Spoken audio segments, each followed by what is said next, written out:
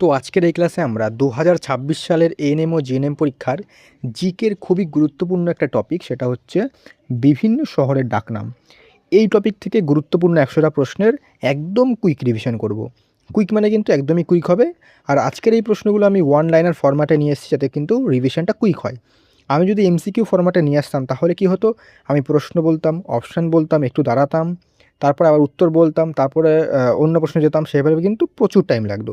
আমি কিন্তু চাই না তোমাদের বেশি টাইম নিতে, তোমাদের অন্যান্য সাবজেক্টও পড়ার সময় লাগবে। তোমরা তো জিকের ক্ষেত্রে যদি একদিনে তোমরা 2-3 ঘন্টা দাও তাহলে কিন্তু তোমাদেরই টাইমটা ওয়েস্ট হবে, কারণ জিকেতে কিন্তু অতটা মার্কস নেই, মানে অতটা ওয়েটেজ নেই, মাত্র 10 নম্বর আসে, তাও পড়তে তো হবে। সেক্ষেত্রে তোমরা যাতে কম সময়ে বেশি আউটপুট পাও, সেক্ষেত্রে আমি তোমাদের জন্য কিন্তু এই রিভিশনের ক্লাসগুলো নিয়ে আসবো। যেই টপিকগুলো গুরুত্বপূর্ণ জিকের জন্য সেগুলো কিন্তু আমি প্রতিনিয়ত এভাবেই কুইক রিভিশন করে দেবো। বাকি আমাদের তোমাদের জন্য মক টেস্ট নিয়ে এসেছি অনেকগুলো, সেই মক টেস্টের ক্লাসগুলো দেখে আসো, তার লিঙ্ক ডিসক্রিপশনে পেয়ে যাবে। অথবা তোমাদের কিন্তু আমি টেলিগ্রামে কিছু মক টেস্ট আমি ফ্রিতেই দিয়ে দেবো, তোমরা সেখান থেকে গিয়ে জয়েন করতে পারো। আর তোমরা এই ক্লাসের পিডিএফটা সম্পূর্ণ বিনামূল্যে পাবে। বিনামূল্যে কোথায় পাবে? বিনামূল্যে পাবে আমাদের টেলিগ্রামে। তবে টেলিগ্রামে কিন্তু যাওয়ার আগে তোমরা কিন্তু অবশ্যই কিন্তু চ্যানেলটাকে সাবস্ক্রাইব করো পরবর্তী ক্লাসগুলো পাওয়ার জন্য। ঠিক আছে, তো শুরু করছি আজকের ক্লাস। আমি বেশি টাইম নেব না, যেহেতু বললাম কুইক রিভিশন, আমি কিন্তু অতটা সময় তোমাদের নেব না। দেখো দেখো এইভাবে কিন্তু সম্পূর্ণটা জাস্ট আলোচনা করে চলে যাবো আমি। এখানে তো বোঝানোর আর কিছু নেই, জাস্ট তোমাদের কোনটা কার নাম সেটা জানতে হবে। এখানে বোঝানোর কিচ্ছু নেই, কারণ তোমাদের তো আর ডেসক্রিপটিভ লিখতে দেবে না, তোমাদের জাস্ট প্রশ্ন আসবে, 4টা অপশান আসবে, দেখলে হয়ে গেল। আর এই যে 100টা প্রশ্ন, তোমরা যদি লাস্ট মিনিটেও একদম একবার যদি চোখ বুলে যাও, তাহলে অপশান দেখে কিন্তু তোমাদের একটা ক্লিক করতে পারে। সেক্ষেত্রে তোমরা কিন্তু এভাবে রিভিশন করতে তোমাদের একটা সুবিধা হবে। আর এই যে 100টা প্রশ্ন, এরও কিন্তু মক টেস্ট আমি কিন্তু রয়েছে এর মধ্যেই, এই পিডিএফটাতেই রয়েছে মক টেস্ট। একদম শেষে তোমাদের দেখাবো যে মক টেস্টটা কীভাবে রয়েছে, এবং সেগুলোর উত্তরও কিন্তু তোমরা এখানেই দেওয়া রয়েছে। তোমরা নিজেরা মক টেস্টটা দিয়ে উত্তরগুলো মিলিয়ে তোমাদের দেখতে পারবে তোমরা 100তে কত পাচ্ছ। ঠিক আছে, শুরু করছে আজকে ক্লাস। দেখো ভারতের বিভিন্ন শহরের ডাকনাম। দেখো প্রথম হচ্ছে ভারতের প্রবেশদ্বার কাকে বলা হয়? ভারতের প্রবেশদ্বার বলা হয় হচ্ছে মুম্বাইকে। 2 নম্বর, ভারতের পিটসবার্গ কাকে বলা হয়? এটা কিন্তু খুব গুরুত্বপূর্ণ, এটা হচ্ছে জামশেদপুরকে ভারতের পিটসবার্গ বলা হয়। 3 নম্বর, ভারতের ম্যানচেস্টার কাকে বলা হয়? বহুবার পরীক্ষায় এসছে, এটা হচ্ছে আহমেদাবাদ। উত্তর ভারতের ম্যানচেস্টার কাকে বলা হয়? কানপুর। দক্ষিণ ভারতের ম্যানচেস্টার কাকে বলা হয়? উত্তর হবে কোয়েম্বাটোর। এই যে 3টে প্রশ্ন, এটা কিন্তু খুব গুরুত্বপূর্ণ, এখান থেকে কিন্তু প্রশ্ন দেওয়ার সম্ভাবনা রয়েছে। পরবর্তী প্রশ্ন দেখো, ভারতের সিলিকন ভ্যালি কোন শহরে? উত্তর হবে ব্যাঙ্গালোরে। মানে কোন শহরকে বলা হয়? এটা হচ্ছে বেঙ্গালুরু।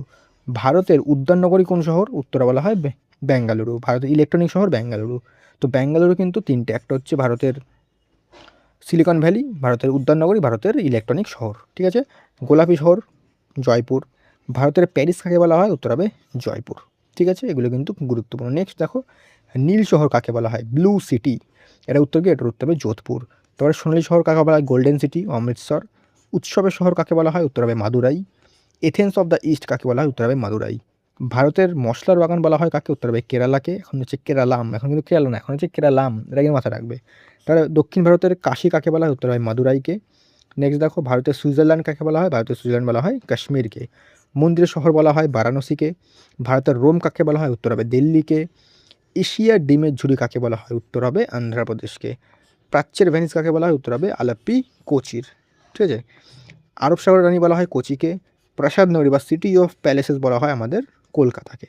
ঠিক আছে, তো এগুলো কিন্তু তোমরা যদি এভাবেও দেখো তাহলে কিন্তু তোমাদের অনেকটা মাথায় থাকবে, বা তোমরা অনেকেই পড়েছো বা বুঝতে পারছো না, আমি এইটা জানি, বা অনেকে হয়তো এই জিনিসটা জানে, এই প্রশ্নটা জানে, বা হয়তো অনেকে এই প্রশ্নটা জানে না। তো এগুলো যখন জানো না, সেগুলো কিন্তু তোমরা চাইলে খাতায় লিখে নিতে পারো, বা পিডিএফ তো আমি তোমাদের দিয়েই দেবো, বলে দিয়েছি তোমাদের কোথায় পেয়ে যাবে পিডিএফটা।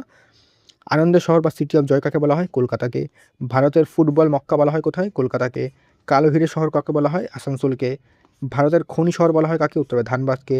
হ্রদের শহর বলা হয় কাকে? উত্তর হবে উদয়পুর, শ্রীনগর, দুটোকে কিন্তু হবে, উদয়পুরই হবে মেনলি, তোমাদের উদয়পুরই কিন্তু অপশানে দেবে। ভারতের রুল কাকে বলা হয়? দুর্গাপুরকে, এটা অনেকবার পড়েছি আমরা। কমলালেবু শহর কাকে বলা হয়? উত্তরে নাগপুরকে। তাঁত শিল্পীদের শহর বলা হয় উত্তরে পানিপথকে। মহাকাশ নগরী বলা হয় ব্যাঙ্গালোরকে। ডায়মন্ড হারবার বলা হয়েছে কলকাতাকে। ব্যাঙ্গালুরু আমরা দেখলাম 4টে কিন্তু ব্যাঙ্গালুরু, একটা হচ্ছে উদ্যাননগরী, একটা হচ্ছে ইলেকট্রনিক শহর, একটা হচ্ছে সিলিকন ভ্যালি, একটা হচ্ছে মহাকাশ নগরী। ঠিক আছে, এগুলো কিন্তু মাথায় রাখবে। ভারতের বোস্টন কাকে বলা হয়? আহমেদাবাদকে। নবাবের শহর কাকে বলা হয়? লখনৌকে। মেঘের আওয়াজ কাকে বলা হয়? উত্তর মেঘালয়কে। স্কটল্যান্ড অফ দ্য ইস্ট কাকে বলা হয়? উত্তর হবে শিলংকে। খুব গুরুত্বপূর্ণ। নেক্সট দেখো, ভারতের গ্লাসগো কাকে বলা হয়? হাওড়াকে, এটা খুব গুরুত্বপূর্ণ, ভালো করে দেখবে। পাহাড়ের রানী বলা হয় দার্জিলিংকে। পাহাড়ের কন্যা বলা হয় মুসৌরিকে। ভারতের ডেট্রয়েট বলা হয় চেন্নাইকে, এটা খুব গুরুত্বপূর্ণ, অনেকবার পরীক্ষায় এসছে। দক্ষিণ ভারতের প্রবেশদ্বার বলা হয় চেন্নাইকে। ভারতের হ্যালুসিনেশন শহর বলা হয় হচ্ছে গান্ধীনগরকে। পঞ্চনদের দেশ বলা হয় পাঞ্জাবকে, এটা কিন্তু খুব গুরুত্বপূর্ণ। ভারতের রুটির মুজুরি বলা হয় পাঞ্জাবকে। সাত দ্বীপের শহর বলা হয় মুম্বাইকে। এই যে পঞ্চনদের দেশ, এটা কিন্তু খুব গুরুত্বপূর্ণ, ঠিক আছে। পরবর্তী দেখো, ভারতের হলিউড বলা হয় মুম্বাইকে। চন্দন কাঠের শহর বলা হয় মহীশূরকে। ভারতের বিজ্ঞান নগরী বলা হয় বিগ বেঙ্গালুরুকে। আমরা কি দেখলাম, বেঙ্গালুরু কিন্তু 5টা ডাকনাম আছে, এটা কিন্তু মাথায় রাখবে। তালাচাবির শহর বলা হয় আলিগড়কে। উদীয়মান সূর্যের দেশ কোনটা, উত্তর জাপান। এগুলো এবার দেখো, এত পর্যন্ত মানে 50টা কিন্তু ছিল ভারতের। এবার এখান থেকে কিন্তু বিশ্বের শুরু হচ্ছে, মানে পুরো ওয়ার্ল্ডের কোন শহরকে কী নামে ডাকা হয় সেটা কিন্তু এখান থেকে শুরু হচ্ছে, ঠিক আছে। উদীয়মান সূর্যের দেশ হচ্ছে জাপান। মাছ রাতের সূর্যদেশ বলা হয়েছে নরওয়েকে। তারপর হচ্ছে নিষিদ্ধ শহর বলা হয় ফরবিডেন সিটি বলা হয় লাসাকে তিব্বতের। পৃথিবীর ছাদ বলা হয় পামির মালভূমিকে। নীল নদের দান বলা হয় কোন দেশকে, উত্তর হয় মিশরকে। শ্বেতহস্তির দেশ বলা হয় মানে সাদা হাতির দেশ হচ্ছে থাইল্যান্ড। ইউরোপের ককপিট কাকে বলা হয়, উত্তর হয় বেলজিয়াম। তারপরে ক্যাঙ্গারুর কোন দেশকে বলা হয়, এটা হচ্ছে অস্ট্রেলিয়াকে। সোনালী পশমের দেশ বলা হয় অস্ট্রেলিয়াকে। বাতাসের শহর বা উইন্ডি সিটি বলা হয় শিকাগোকে। কসাইখানা বলা হয় কোন শহরকে, শিকাগোকে। চির বসন্তের শহর বলা হয় কুইটো, এটা হচ্ছে ইকুয়েডরের কুইটো। তারপরে পোপের শহর বলা হয় হচ্ছে রোমকে। চিরস্থায়ী শহর মানে এটার্নাল সিটি বলা হয় হচ্ছে রোমকে। তারপরে সাত পাহাড়ের দেশ বলা হয় কাকে, রোমকে। তারপরে গগনচুম্বী অট্টালিকার শহর বলা হয়েছে নিউ ইয়র্ককে। তারপরে হচ্ছে এম্পায়ার সিটি বলা হয় কাকে, নিউ ইয়র্ককে। তারপরে বিগ অ্যাপেল কোন শহরকে বলা হয়, উত্তর হবে নিউ ইয়র্ক। মুক্তদ্বীপ কাকে বলা হয়, উত্তর হবে বারাইনকে। তারপর হচ্ছে প্রাচ্যের মুক্ত কাকে বলে, উত্তর হংকংকে। লিলি ফুলের দেশ বলা হয় কানাডাকে। ম্যাপল পাতার দেশ বলা হয় কানাডাকে। চীনের পাত্র বা সুগার বোল কাকে বলা হয়, উত্তর হবে কিউবাকে। ইউরোপের খেলার মাঠ কাকে বলা হয়, উত্তর হবে সুইজারল্যান্ড। লবঙ্গদ্বীপ কাকে বলা হয়, উত্তর হবে জাঞ্জিবার। তারপরে হচ্ছে নীরব শহর কাকে বলা হয়, উত্তর হবে রোম। বিশ্বের রুটির ঝুড়ি কাকে বলা হয়, উত্তর হবে উত্তর আমেরিকার প্রেরি অঞ্চলকে। তো পবিত্র ভূমি বা হলি ল্যান্ড বলা হয় কাকে, উত্তর হবে জেরুজালেমকে। আগুনের দ্বীপ বলা হয় আইসল্যান্ডকে। বজ্রপাতের দেশ বলা হয় ভুটানকে। হ্রদের দেশ বা ল্যান্ড অফ লেকস বলা হয় হচ্ছে ফিনল্যান্ডকে। তারপরে হাজার হ্রদের দেশ বলা হয় কাকে, উত্তর ফিনল্যান্ডকে। তারপরে সকালের প্রশান্ত দেশ বলা হয়েছে কোরিয়াকে। দক্ষিণ ব্রিটেন বলা হয় নিউজিল্যান্ডকে। কিউদের কিউইদের দেশ মানে কিউই, নিউজিল্যান্ডের কিউই কিন্তু একটা পাখি এবং ফল দুটোরই নাম, ঠিক আছে। রামধনু দেশের বলা হয় কাকে, উত্তর হবে দক্ষিণ আফ্রিকাকে। স্বর্ণনগরী বলা হয় জোহান্সবার্গকে। হীরা শহর বলা হয়েছে কিম্বারলেকে। ইউরোপের রুগ্ন মানুষ কাকে বলা হয়, উত্তর হবে তুরস্ককে। তারপর হচ্ছে ক্যানালের শহর বলা হয় ভেনিসকে। তারপর হচ্ছে অ্যাড্রিয়াটিকের রানী কাকে বলা হয়, উত্তর হবে ভেনিসকে। তা চীনের দুঃখ কোন নদীকে বলা হয়, উত্তরে হুয়াংহোকে। সমুদ্রের বধূ কাকে বলা হয়, উত্তরে গ্রেট ব্রিটেন। গোলাপের শহর বলা হচ্ছে বুলগেরিয়াকে, ঠিক আছে, বিশ্বের যদি বলে। তারপর হচ্ছে আধুনিক ব্যাবিলন কাকে বলে, উত্তর লন্ডনকে। দ্বীপের মহাদেশ বলা হয় ওশেনিয়া, অস্ট্রেলিয়াকে। পৃথিবীর বাগান কাকে বলা হয়, উত্তরে ভূমধ্যসাগরীয় অঞ্চলকে। দক্ষিণের ভেনিস বলা হয় সিডনিকে। শান্ত সকালের দেশ বলা হয় কোনটা, হচ্ছে কোরিয়াকে। এবং অন্ধকারাচ্ছন্ন মহাদেশ বলা হয় আফ্রিকাকে।